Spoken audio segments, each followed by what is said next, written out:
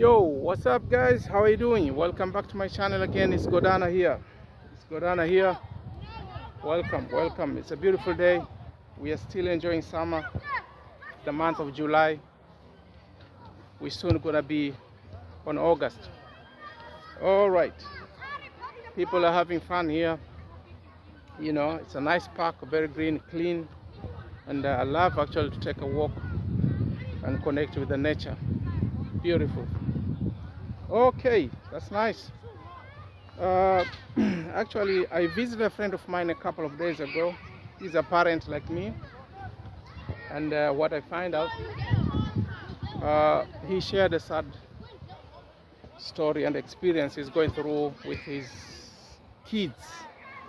To raise children in the Western Hemisphere, guys, it's not easy. There's a lot of challenges people are going through. In Africa, if you're not aware, I'm gonna be talking about this today.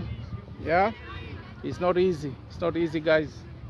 You know, you bring the children here in Europe, and you've got a certain expectations. You know, they'll become somebody, maybe doctors, lawyers. You know, basically to be successful. Yeah, then it turns out to be a nightmare. You know, children, they are following different paths that actually you are not expecting. You know. Yeah, they are not connected with your roots in Africa. The behavior, the mindset is totally different from home, right? So stay tuned. If you're new to this channel, subscribe and give it a like, comment if you have any opinions, you know. And yes.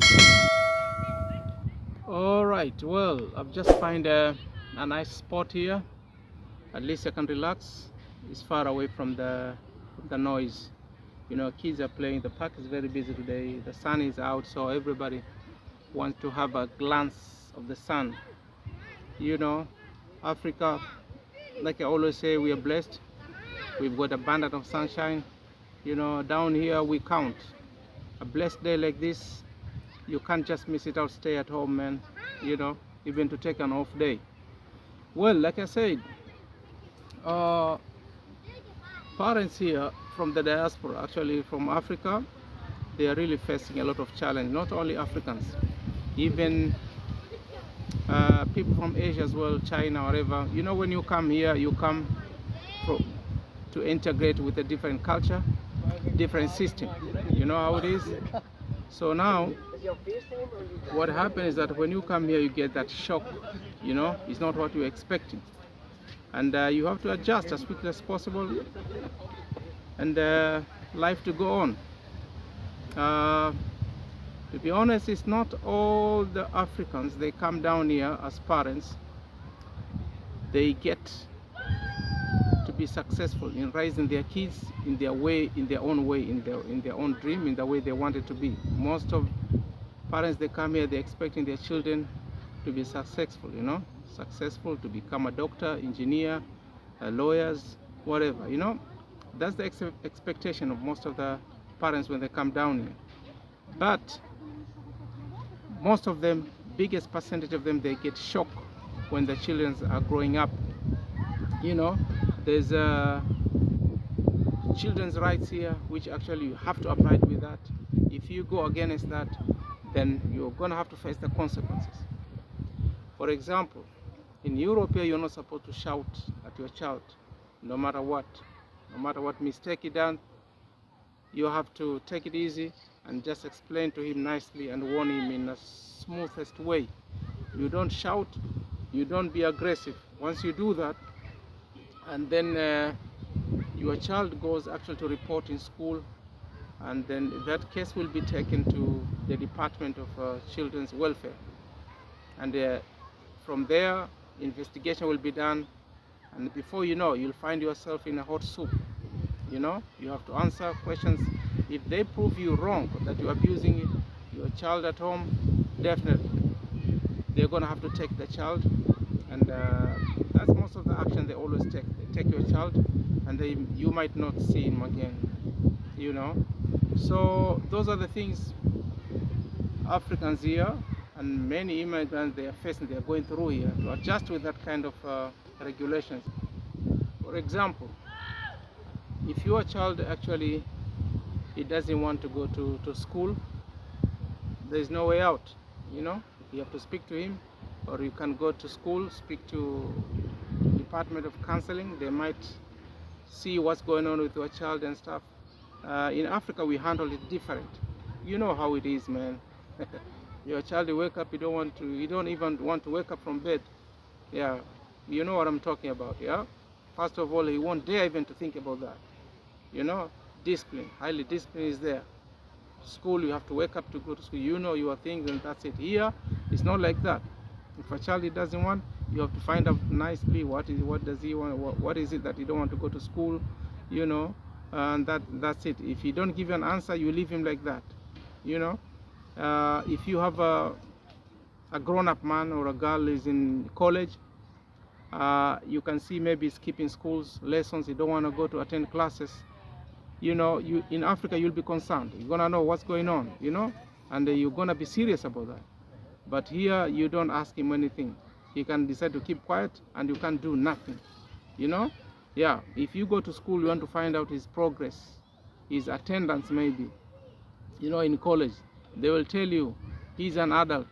So why are you coming to speak on his behalf or on her behalf? So let him come here, and then unless you come together with him, but others we cannot expose anything on his file to tell you his absent days, his progress. No, we can't do that.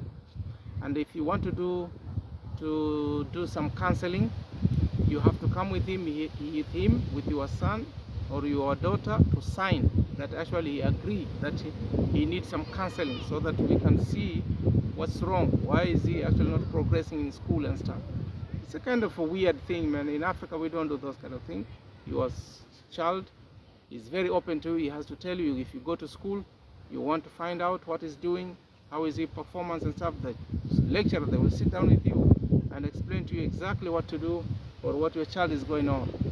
So these are the difference, guys, going on. And another part, in school, they always ask them, how are you being treated at home, which is normal, to find out if the child is not being abused, he's eating, he's free at home. It's good. But then there is a way they know how to twist their tail. For example, there's another friend of mine here.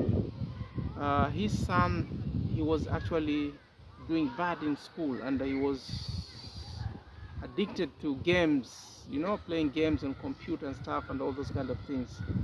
And he was not concentrating in school at all. So what happened, he reduces the hours of his son from playing the game. He will take the game and he'll give a few hours and he'll take it off. So the child became angry, he became stressed up. So in class, he was not happy. So the teacher find out, what's wrong with this boy? He's not active anymore.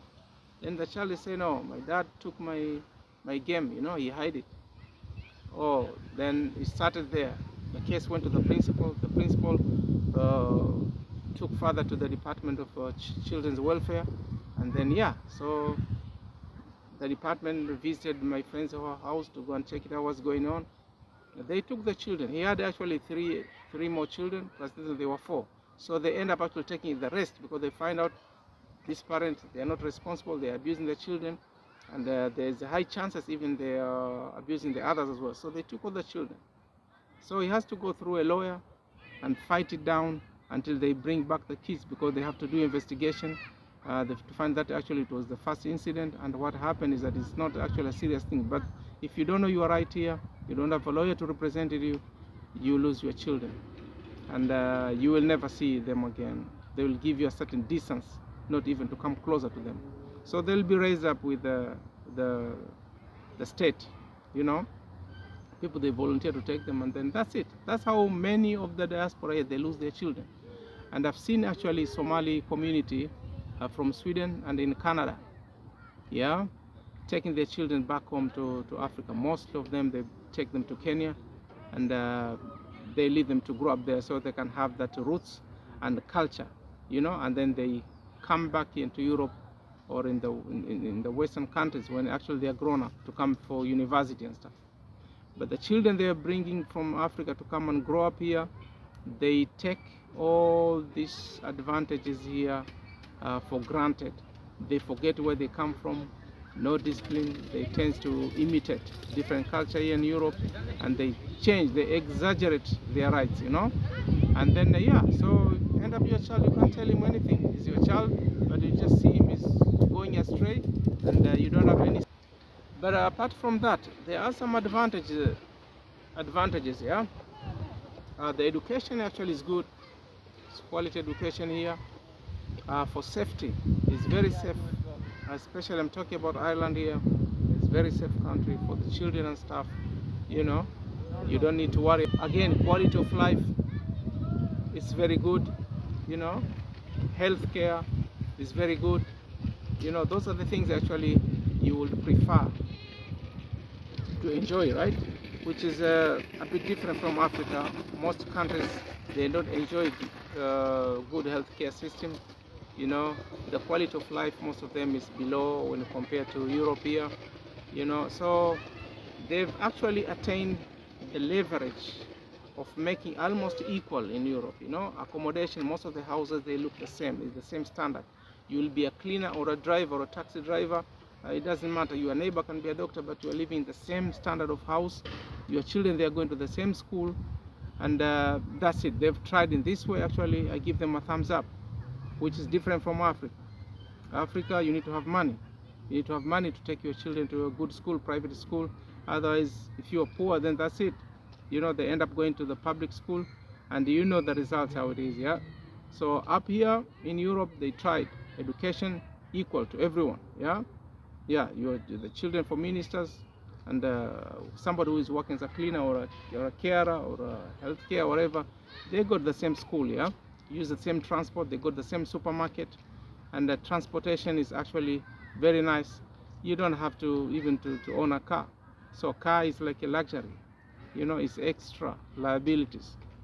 Those are the advantages actually in Europe, but then the challenge is how to raise African kids up here. That's it. The children, they end up actually attaining a different system, and it's a fact. You cannot raise a child, an African child in Europe, and expect him to behave African, or African to raise a child in Africa and to expect him to behave like a European. It's not possible. So you have to expect there's balance of things. You weigh things out, the benefits, and then yeah, you see how it goes. At the end of the day, when the children actually grows up, and you are losing actually energy, you are losing power, you can't work anymore. They have, in Africa in culture, they have to take care of you, right? The children have to take care of you now, because now it's their responsibility. They remember what you did to them. In Europe, it's different. The more you grow older, they isolate you, keep down to the home care, and then other people, they take care of you, right? Yeah. In Africa, our parents, they grow older in our homes, in our own hands, until we lay them to rest. That's how it is. Europe is different, guys. Once you can't work, you cannot actually, you don't have power anymore, sickness and stuff, you end up being dumped in hospital or taken to public home cares. And then yeah, the children, if they get chance, they'll come to visit you once in a week or twice in a month, and then that's it. Other people, they take care of you, you know. So in Africa, we take those kind of dignity very serious. We tend to preserve all the secrecy of our parents in a dignified manner. We keep it in the parents. If there's any secrets there, you know, your father, your mother, you don't want to be handled actually by a stranger or somebody outside the family. You keep it inside the family. You know, you are the one who knows what's going on and stuff. So that's how it is in Africa. So guys, those are the difference.